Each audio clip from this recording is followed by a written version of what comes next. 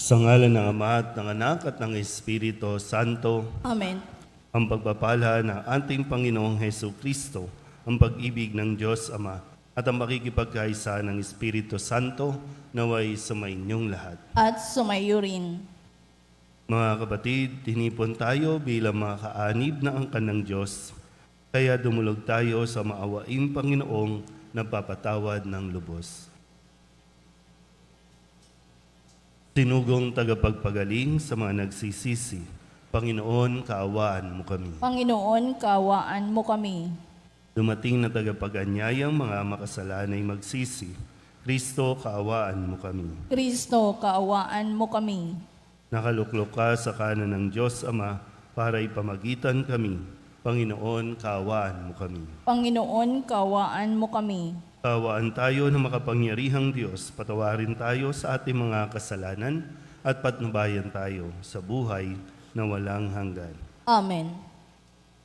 Manalangin tayo. Ama naming makapangyarihan, nililiwanagan ng iyong maaasahang ilaw ang mga naliligaw na iyong pinababalik sa daan para ikaw ay matagpuan. Ang mga kabilang sa nananalig sa iyong anak ay pagkalooban mong makapagwaksi sa tanang salungat sa ngalang Kristiyanong sa iyo'y tinanggap. Upang ito ay talagang mapangatawan ng ganap sa pamamagitan ni Hesu Kristo kasama ng Espiritu Santo magpasawalang hanggan. Amen. Umupo ang lahat.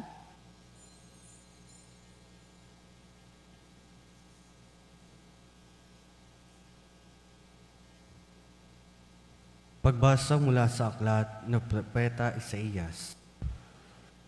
Pinapatnubayan mo ang mga taong matuwid at pinapatag mo ang kanyang landas. Panginoon, sinusunod ka namin at inaasahan. Ikaw lamang ang lahat sa aming buhay. Pagsapit ng gabi, hinahanap-hanap ka ng aking kaluluwa. Kapag ang batas mo'y umiral sa daigdig, ang lahat ng tao'y mamumuhay ng matuwid. Ikaw ang nagbibigay sa amin ng kasaganaan at anumang magawa namin dahil sa iyong pagpapala. Hinahanap kanila sa gitna ng hirap. Nang parusahan mo'y ikaw ang tinawag.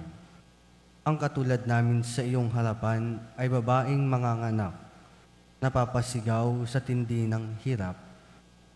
Nagdanas kami ng matinding hirap, ngunit walang naidulot na kabutihan. Walang tagumpay na naidulot sa bayan, wala kaming nagawa anuman. Ngunit ang mga anak mong namatay ay muling mabubuhay. Mga bangkay ay gigising at aawit sa galak. Kung ang paanong ang hamog ay nagpapasariwa sa lupa, gayon ng Espiritu ng Diyos nagbibigay buhay sa mga patay. Ang salita ng Diyos. Salamat sa Diyos. Salmong tugunan ang atin pong itutugon. Mula sa iyong luklukan, lahat ay iyong minamasdan. Tayo pong lahat. Mula sa iyong luklukan, lahat ay iyong minamasdan. Ikaw, Panginoon, ay haring walang hanggan. Di ka malilimot ng buong kinapal. Ikaw ay mahabag, tulungan ng Siyon, pagkat dumating na ang takdang panahon. Mahal pa rin siya ng iyong mga lingkod, bagamat nawasak at gumuhong lubot. Tugon. Mula sa iyong luklukan, lahat ay iyong minamasdan. Ang lahat ng bansa sa puon ay takot, maging mga hari sa buong sinukob. Kung iyong itayo, pamuli ang Siyon, ikay mahayag doon, Panginoon. Daing ng mahirap ay iyong diringgin, di mo tatanggihan ang kanilang daing. Tugon. Mula sa iyong luklukan, lahat ay iyong minamasdan. Ito'y matititik upang matunghayan ng sunod na lahing di pa dumaratal. Ikaw nga, o poon, ay papupurihan. Mula sa itaas, luklukan mong banal, ang lahat sa lupa'y iyong minamasdan. Iyong dinirinig ang pagtutunghayan ng mga bilanggong ang hatol ay bitay, upang palayain sa hirap na taglay. Tugon. Mula sa iyong luklukan, lahat ay iyong minamasdan. Tumayo ang lahat. Alleluia.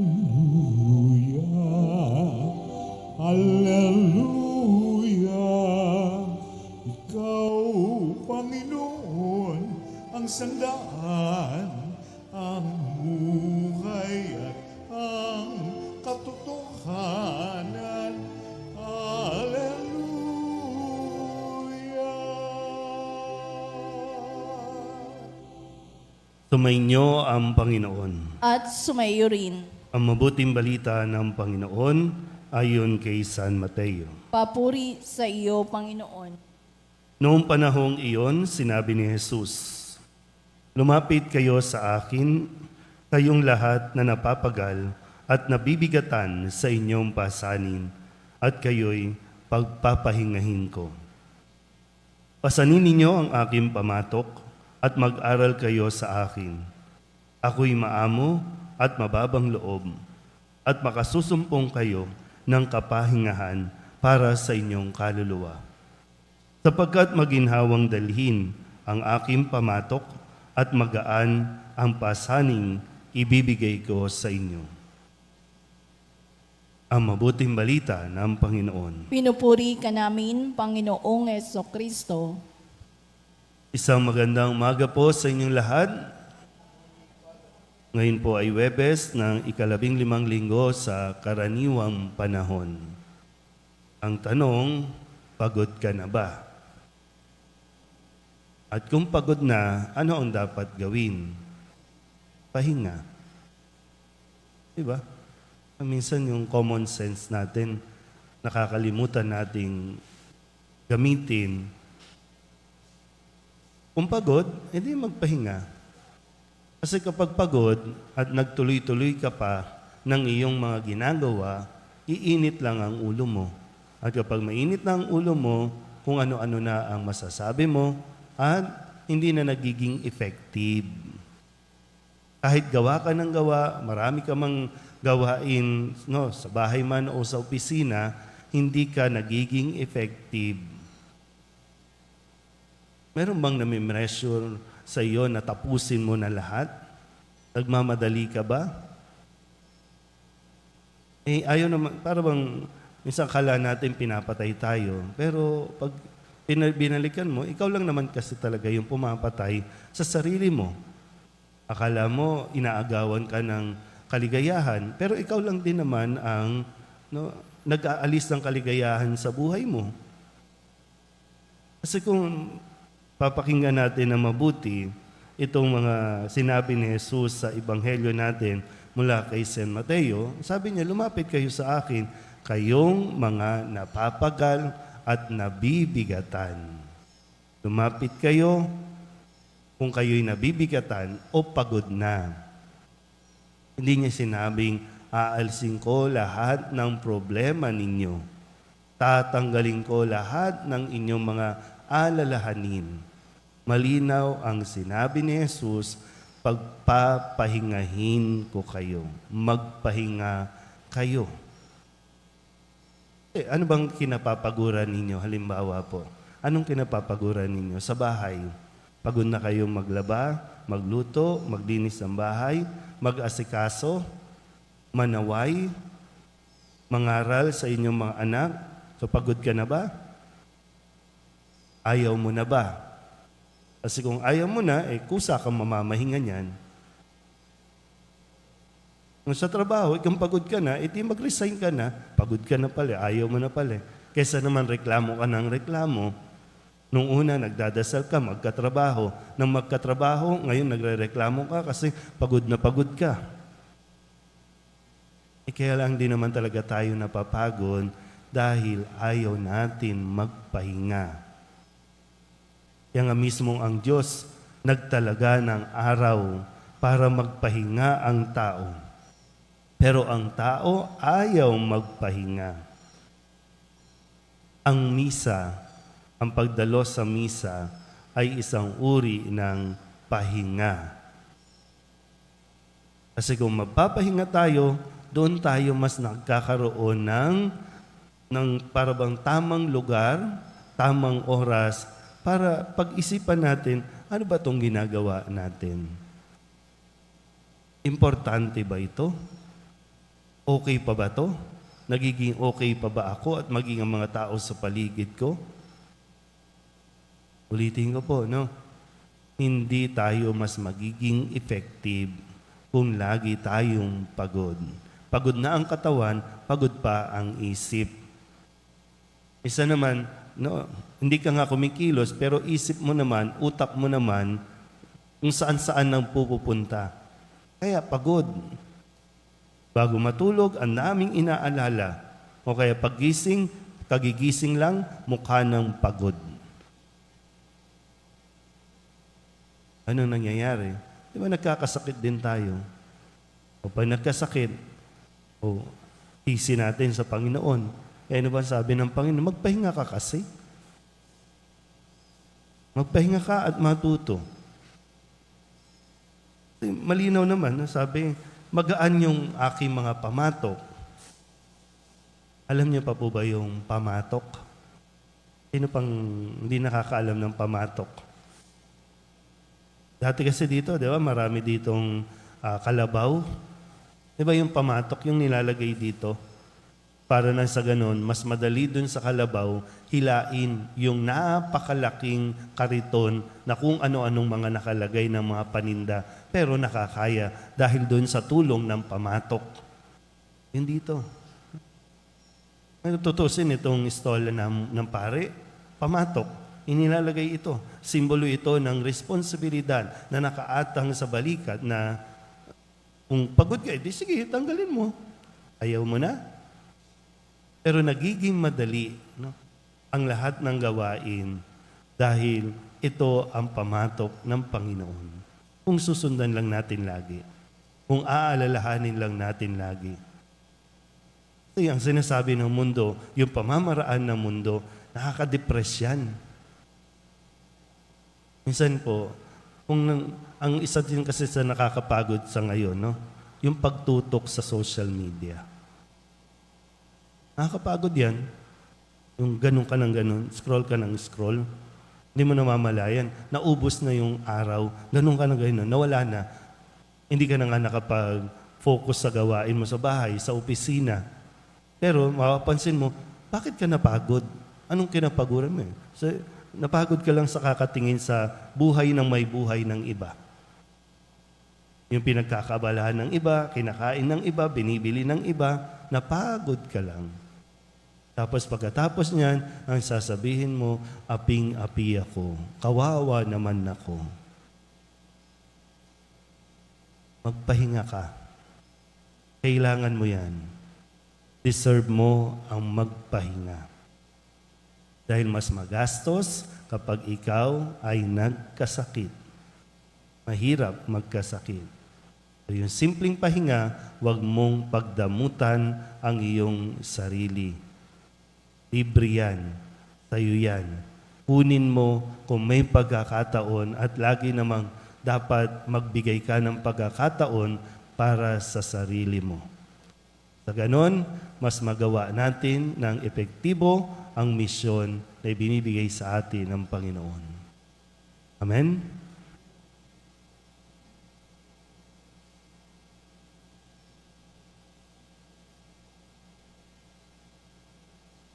Sinabi ni Jesus, lumapit sa akin, lahat kayong nahihirapan at may pinapasan at pagiginhawahin ko kayo.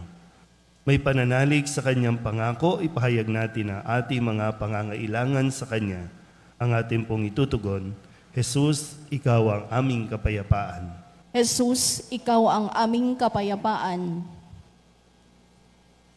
Ang simbahan, naway gabayan tayo sa daan ng kapayapaan at pakikipagkasundo. Manalangin tayo sa Panginoon. Jesus, ikaw ang aming kapayapaan. Ang mga natutukso sa kawalan ng pag-asa dahil sa bigat ng kanilang mga suliranin, naway makatagpo ng sandigan kay Jesus at mailagay sa kanyang mga kamay ang kanilang mga alalahanin at ligali. Manalangin tayo sa Panginoon. Jesus, ikaw ang aming kapayapaan. Ang mga nagdurusa sa maligalig na kaisipan, naway magkaroon ng kapayapaan kay Kristo. Manalangin tayo sa Panginoon. Jesus, ikaw ang aming kapayapaan. Ang mga nahihirapan sa tindi ng sakit ng katawan at karamdaman, naway makatagpo ng kasiyahan at kagalingan sa mga kumakalinga at nag-aaruga sa kanila. Manalangin tayo sa Panginoon. Jesus, ikaw ang aming kapayapaan. Ang mga yumao, naway magbunyi sa walang hanggang kaligayahan sa kaharian ng Diyos. Manalangin tayo sa Panginoon. Jesus, ikaw ang aming kapayapaan. Idulog din natin sa Panginoon ang ating mga personal na kahilingan at mga panalangin para sa ating mga pamilya, kasama din ang mga kahilingan ng mga nanonood sa online. Lahat ng mga misang pasasalamat, espesyal na intensyon, agarang paggaling ng mga may sakit, at ang lahat ng mga kaluluwa na inihiling na ipagdasal sa misang ito.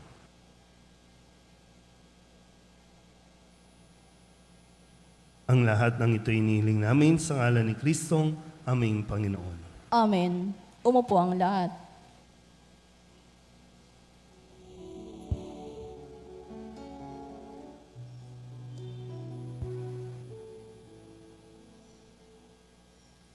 Alay namin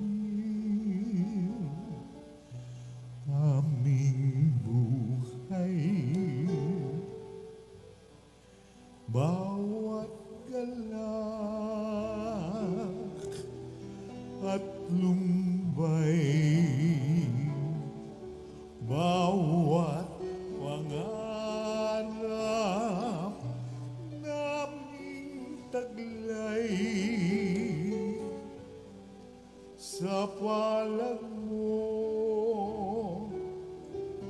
ilalagay.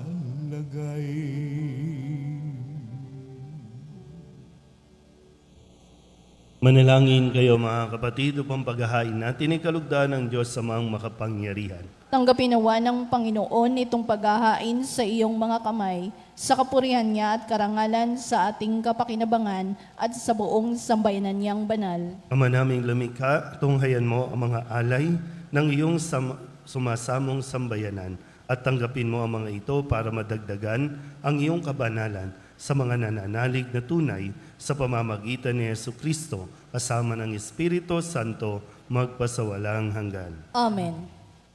Sumainyo ang Panginoon. At sumaiyo rin. Itaas sa Diyos ang inyong puso at diwa. Itinaas na namin sa Panginoon. Pasalamatan natin ang Panginoong ating Diyos. Marapat na siya ay pasalamatan. Ama naming makapangyarihan, tunay nga marapat na ikaw ay aming pasalamatan. Sa iyong paglingap at kagandahang loob, ang tao'y nilikamo at pinangangasiwa sa sansinukob.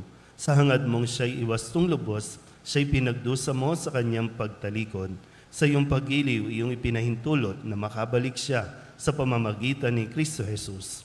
Kaya kaysa ng mga anghel na nagsisiawit ng papuri sa iyo nang walang humpay sa kalangitan, kami nagbubunyi sa iyong kadakilaan. Santo, Santo, Santo, Panginoong Diyos na makapangyarihan, napupuno ang langit at lupa ng kaluwalhatian mo. O sana sa kaitaasan, pinagpala ang naparirito sa ngalan ng Panginoon. O sana sa kaitaasan.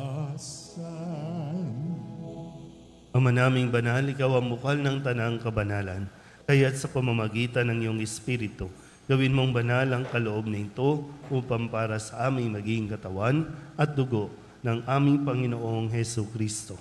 Bago niya pinagtiis ang kusang loob na maging handog, hinawakan niya ang tinapay, pinasalamatan kaniya, pinaghati-hati niya iyon, iniabot sa kanyang mga alagad at sinabi, tanggapin ninyong lahat ito at kanin, ito ang aking katawan na ihahandog para sa inyo.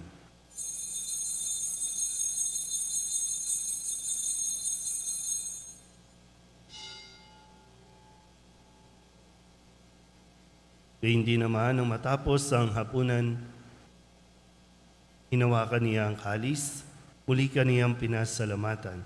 Iniabot niya ang kalis sa kanyang mga alagad at sinabi, tanggapin ninyong lahat ito at inumin. Ito ang kalis ng aking dugo ng bago at walang gantipan. Ang aking dugo na ibubuhos para sa inyo at para sa lahat sa ikapagpapatawad ng mga kasalanan. Gawin ninyo ito sa pag-alaala sa akin.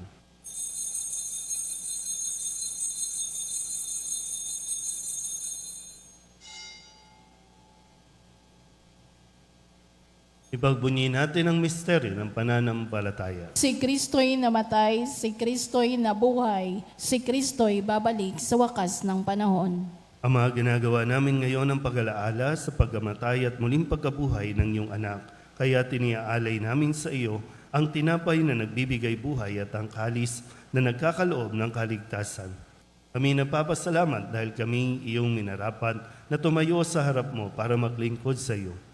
Sinasamo namin kami magsasalo-salo sa katawan at dugo ni Kristo ay mabuklod sa pagkakaisa sa pamamagitan ng Espiritu Santo.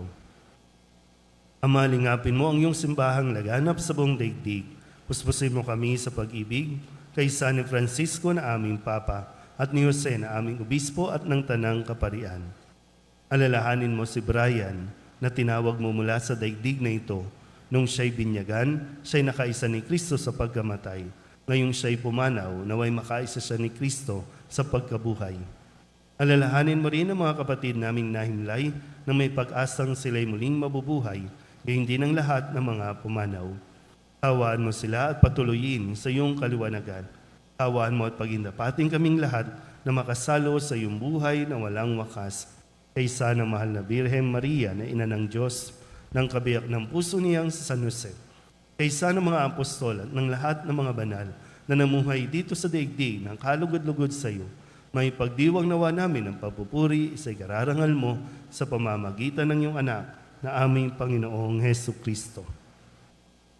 Sa pamamagitan ni Kristo, kasama niya at sa Kanya, ang lahat ng parangal at papuri ay sa iyo, Diyos amang makapangyarihan, kasama ng Espiritu Santo, magpasawalang hanggan. Amen. Amen. Amen.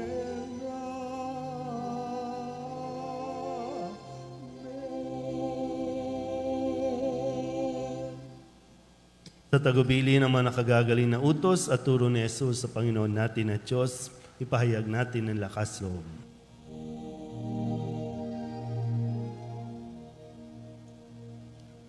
Ama namin sumasalangit ka, sambahin ang ngalan mo.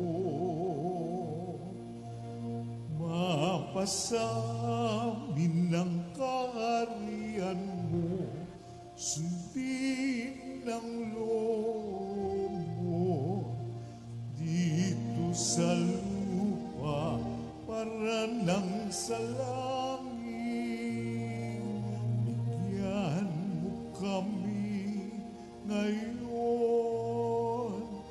ng aming kakanin sa araw-araw, at patawarin mo kami sa aming mga sala, para ng pagpapatawad namin sa nagkakasala sa amin. At huwag mo kaming ipahintulot sa tukso, at iadya mo kami sa lahat ng masama.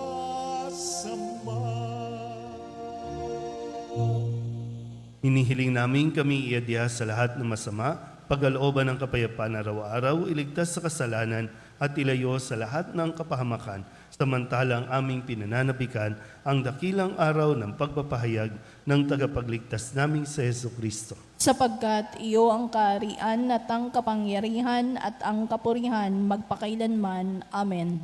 Panginoong Hesu Kristo, sinabi mo sa iyong mga apostol, kapayapaan ang iniiwan ko sa inyo, ang aking kapayapaan ang binibigay ko sa inyo.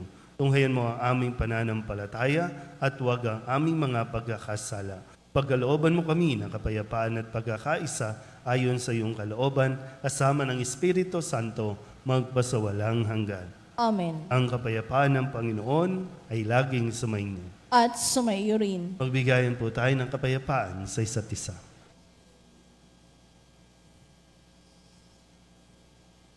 Kordero ng Diyos na nag-aalis na mga kasalanan ng sanlibutan, maawa ka sa amin. Kordero ng Diyos na nag-aalis ng mga kasalanan ng sanlibutan, maawa ka sa amin.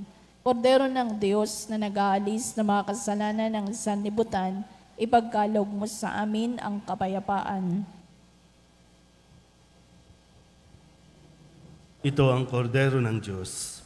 Ito ang nag-aalis ang kasalanan ng sanlibutan. Mapalad ang mga inaanyayahan sa kanyang piging. Panginoon, hindi ako karapat-dapat na magpatuloy sa iyo, ngunit sa isang salita mo lamang ay gagaling na ako. Katawan ni Kristo. Amen.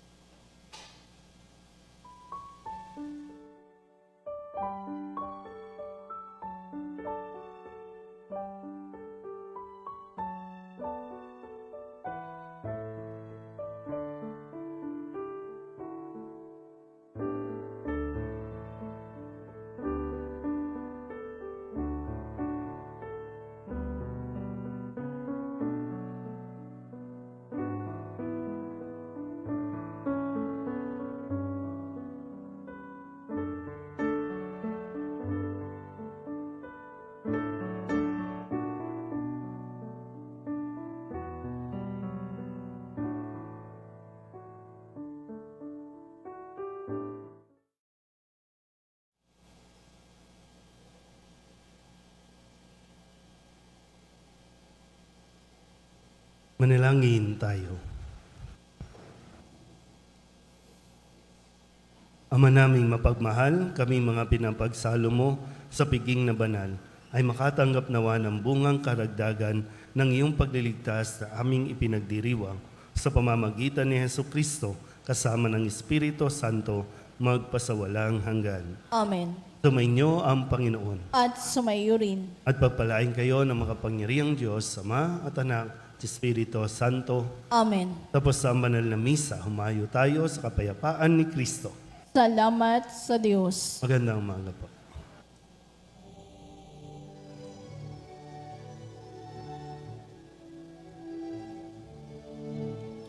Walang sinuman ang namumuhay para sa sarili lamang. Walang sinuman ang namamatay para sa sarili lamang. Tayong lahat ay may pananagutan sa isa't isa. Tayong lahat ay tinipon ng Diyos na